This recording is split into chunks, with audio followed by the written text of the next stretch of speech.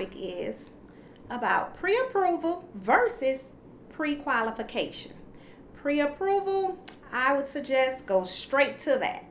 But there is also pre-qualification. Pre-qualification is usually where you start. Pre-qualification is just going online, giving some general information about your income and your finances. Then they will actually send you a pre-qualification letter just going off of what you put into their system.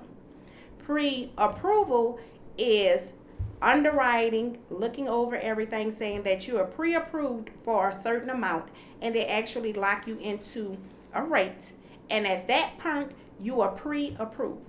It's always good when you're going up against other people with a pre-approval for you to have a pre-approval and not a pre-qualification letter. Pre-qualification letter is just like, oh, you went online and you just put some information in. Okay, versus this pre-approval, they have actually sat down, looked over your documentation, they have your check stubs, they have your credit report, they have everything, so they're making a better decision as far as how much you can actually afford for a home.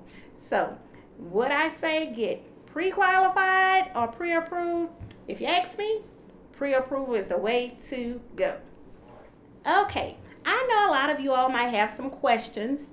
Actually trying to find out what you need in order to do this. So, do you have to fill out a mortgage application? For pre-qualification, it's a no. For pre-approval, it's yes. So yes, for a pre-approval, which I highly suggest, a pre-approval, you should fill out a mortgage application. Another question you all might have, do you have to pay an application fee? For a pre-qualification, it's no. For a pre-approval, it's yes, because you're actually submitting an application to the lender to get approved for a certain amount for your home. Is there a fee for a credit report? Yes, there are. There are fees for the credit report. It varies. It depends on which lender you're applying with. You will have to pay that up front, and that is for pre-qualification and pre-approval. They usually just run it once, and then they check it again before you actually go to closing. But there is a fee associated with it one time. And if you had a question, will the lender give you an estimate of your closing costs? Because everyone asks that. And that will be after you actually choose a house. You actually have to know how much the house that you like for your family is going to cost prior to you getting an estimate of what you actually have to pay. So at the beginning, you will not know, but usually it's anywhere from 3 to 5, depending on if you're going conventional. Different loans is different percentage. But the lowest is 3, the highest I've seen is 15%. So that should help you on that part.